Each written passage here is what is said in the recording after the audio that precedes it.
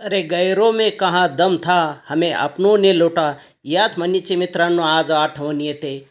2025च्या ऑक्टोबरमध्ये जे शेतकऱ्यासाठी मोठं आंदोलन माननीय बच्चू कडू साहेबांनी उभारलं होतं नागपूरला, तेव्हा मोठ्या प्रमाणात शेतकरी त्या ठिकाणी जमला होता आणि मोठी स्वप्न त्या शेतकऱ्यांना कर्जमाफीचे दाखवण्यात आली होती. हमी भावाविषयी स्वप्न दाखवण्यात आली होती मित्रांनो.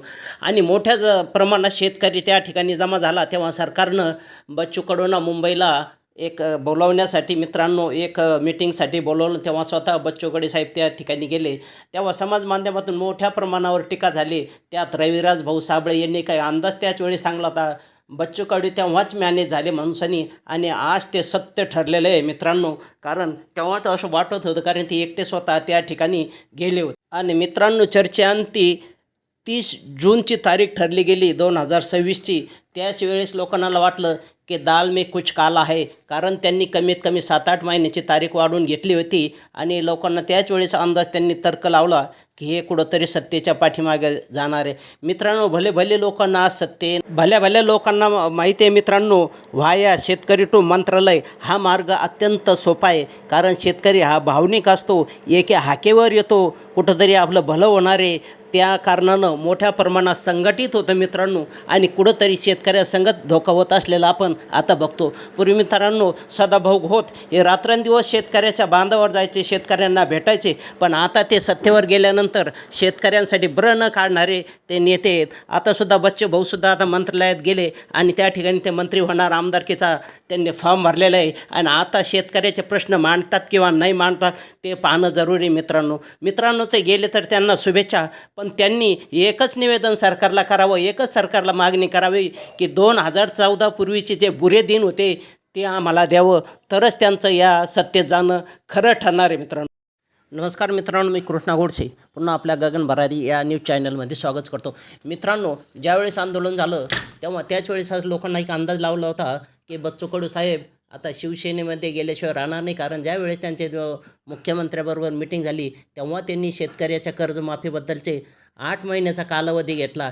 कारण एवढा दूरचा कालावधी घेण्यामागचं कारण काही शेतकऱ्यांना समजलं नाही. आणि भोळा भाबडा शेतकरी हा 8 दिवस त्या ठिकाणी ट्रॅक्टर गाड्या बैलगाड्यासह त्या ठिकाणी नागपूरला आला आणि शेवटी शेतकरी त्या ठिकाणी निराश होऊन वापस गेला. कारण 30 जूनची तारीख मिळाली तेव्हा शेतकरी नाराज झाला आणि मोठ्या प्रमाणात त्यावेळेस टीका होऊ लागली की दाल में कुछ काला आहे. कारण 8 महिन्याचा कालावधी त्या ठिकाणी घेतला होता. मित्रांनो आता तर बघत असेल हे शेतकरी नेते आता सत्तेमध्ये गेले, सत्तेत गेल्यावर तरी त्यांनी शेतकऱ्याच्या प्रश्नाकडे लक्ष द्यायला पाहिजे. कारण आज बघत असेल आपण शेतकरी मेटाकुटीस आलेला आहे. कर्जमाफीचं आश्वासन देऊन कितीतरी दिवस झाले मित्रांनो, पण अजून शेतकऱ्यांचा सातबार हा कोरा झाला नाही. इलेक्शनच्या अगोदर माननीय मुख्यमंत्री देवेंद्र फडणवीस यांनी महायुतीचं सरकार जर आलं तर आपण शेतकऱ्याचा सातबार हा कोरा करून मोठी घोषणा दिली होती. पण अद्यापपर्यंत कर्ज माफ झाले नाही मित्रांनो. आणि आता का कुठंतरी 2 लाखापर्यंतची नुकतीच एक कर्जमाफी देऊ म्हणून एक घोषणा केली आणि 30 जूनला ती तुम्हाला मिळणार आहे मित्रांनो. आणि प्रत्यक्ष जे काही 2 लाखाच्या वरचे शेतकरी आहे त्यांना वरचं कर्ज भरावं लागणार आहे मित्रांनो. पण एक मला सांगा, 30 जूनला शेतकऱ्याची जर कर्जमाफी केली तर शेतकऱ्याला खरं कर्जाची जरूरत आहे की 1 जूनपासून मित्रांनो शेतकरी हा मालाचे पिकाची लागवड करीत असतो मित्रांनो. कपाशी, तूर, मूग हे पेरत असतं खरीपाची. त्यामुळं शेतकऱ्यांना लवकरात लवकर आता कर्ज माफी व्हायला पाहिजे. मित्रांनो पुढील माहिती आपण मीडियाच्या माध्यमातून ऐकू बच्चू कडू साहेबांसंबंधी. महत्वाची बातमी, बच्चू कडू यांनी शिवसेनेकडून अर्ज दाखल ते करणार आहेत, पण त्याआधी त्यांचा प्रवेश होणार आहे.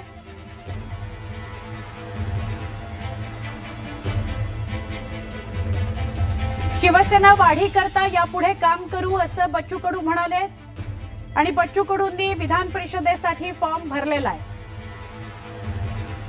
शिवसेनेकडून विधान परिषदेसाठी त्यांनी फॉर्म भरलेला आहे.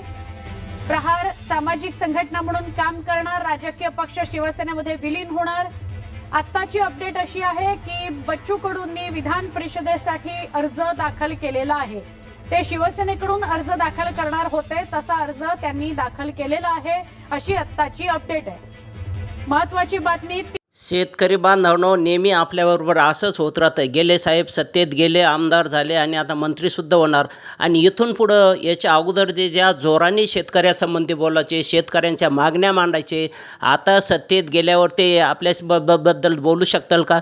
शेतकऱ्याचे प्रश्न मांडतील का? नाही. कारण पक्षविरोधी कारवाई हे केल्यामुळं, पक्षविरोधी बोलल्यामुळं आणि सरकारच्या विरोधात बोलल्यामुळं त्यांच्यावर हस्तभंगाची नोटीस किंवा काही होतं, त्यामुळं ते आपल्या शेतकऱ्यासंबंधी बोलणार नाही. हे तीळ मात्र दगडा एवढं खरं आहे. शेतकऱ्यांनी आता कोणावर भरोसा ठेवा अशी परिस्थिती निर्माण झाली आहे.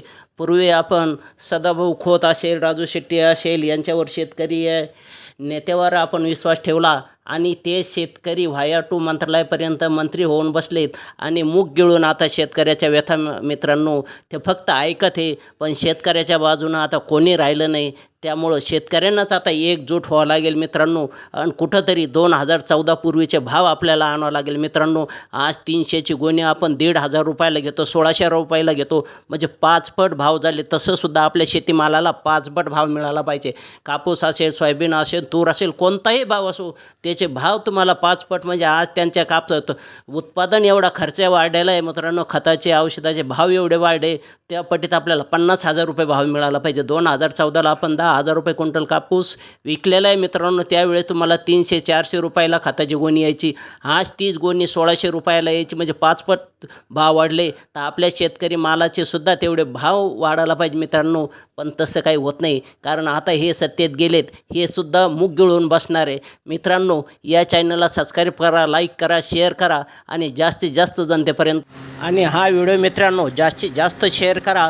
जनता जागृत व्हायला पाहिजे. कारण आपण भोळ्या बाबड्या मनानं कोणा एखाद्या शेतकरी नेत्यावर विश्वास ठेवतो आणि तो शेतकरी नेता आपल्याला धोका देऊन मंत्रालयापर्यंत जातो, मंत्री होतो मित्रांनो, आणि कुठंतरी आपल्या आश्वासनाला तो बगल देतो. आणि त्यामुळं अशा नवीन कोणत्या नेत्यावर भरोसा ठेवा अशी सध्याला परिस्थिती निर्माण झालेली मित्रांनो. बघू मीडियाच्या माध्यमातून माहिती. अब हम इस पे क्या कहेंगे? अब एनडीए में तालमेल नहीं बनेगा तो हम इस पे क्या बोल सकते हैं? अब तो जवाब वही लोग देंगे ना. मांझी जी ने कहा चिराग पासवान को 2020 में भी चाल और चढ़ी भूमिका देखे थे कि कैसा? ना बेरोजगारी से मतलब, ना महंगाई से मतलब, ना कारखानों से मतलब. केंद्र में दोनों मंत्री हैं ना, दोनों केंद्र मंत्रियों का काम बता दीजिए जो बिहार के लिए किया.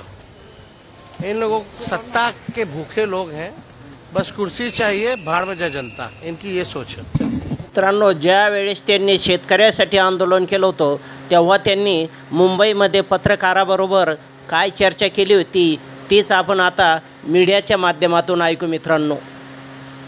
आज शेतकऱ्यांच्या प्रश्नांसाठी आमदार बच्चू कडू शेतकऱ्यांबरोबर विधानभवनावर मोर्चा घेऊन गेले होते. त्यांना आझाद मैदानात आणलेलं आहे. आता बच्चू जी तुमच्या मागण्या नेमक्या काय आहेत आणि आज तुम्हाला इथे घेऊन आलेत? तुम्ही राजभवनावर जाणार होता, तुम्ही विधानभवनावर जाण्याचा निर्णय घेतलात आणि तिथूनही पोलिसांनी इथे आणले. या सगळ्या बाबतीत तुम्ही काय म्हणतात? नाही, माझं असं मत आहे का 1 महिना झाला नुकसान होऊन परतीच्या पावसामुळे. आता वर्षभरात शेतकऱ्याचं सगळं खर्च, त्याची मजुरी, सगळं मेहनत झाली आणि हातात जेव्हा पीक येणार तेव्हाच परतीच्या पावसानं सगळं घेऊन गेला. आता काहीच नाही त्याच्या खिशात. उधारी आणलेलं बियाणं असेल, खत असेल, आता त्याचं कसं जगावं हा प्रश्न आहे. मुळात अंगावरचं कर्ज आहे आणि मग एखादा बिमार पडला तर मुख्यमंत्र्याच्या मंत्रालयाचं आरोग्याचं कक्ष बंद करून ठेवलेलं आहे, ते सुद्धा मदत तुम्ही थांबून ठेवलेली आहे. उद्या एज्युकेशनचं काही फी द्यायची असेल, त्याचं जर उद्या पुरीचं शिक्षण थांबलं, कोण जबाबदार याला? मग अशा वेळेस सगळे अहवाल आल्यानंतर आता राज्यपालानं भूमिका समोर घेतल्या पाहिजे, राज्यपालानं समोर यायला पाहिजे, पाहणी दौरा करायला पाहिजे होता आणि मग मदत जाहीर करायला पाहिजे. हे सांगायला आम्ही इथं आलो आहे. किमान जो करोडो शेतकरी आहे त्याला 25,000 ते 30,000पर्यंत हेक्टरी मदत जाहीर करावी. फळ पिकं उत्पादक शेतकऱ्याला 40,000 ते 50,000 जाहीर करावं आणि पीक विम्याच्या संदर्भात तातडीनं कंपनीला निर्देश द्यावा आणि ते मदत जाहीर करावी. 7/12 कोरा करण्याच्या संदर्भातला निर्णय सरकार आल्यावर होईल. पण ह्या 2 गोष्टी सरकारला करता येतं, प्रशासनाला. ज्या स्टँडिंग GR आहे त्या संदर्भात काही विषय करता येईल ते सुद्धा राज्यपाल करायला तयार नाही.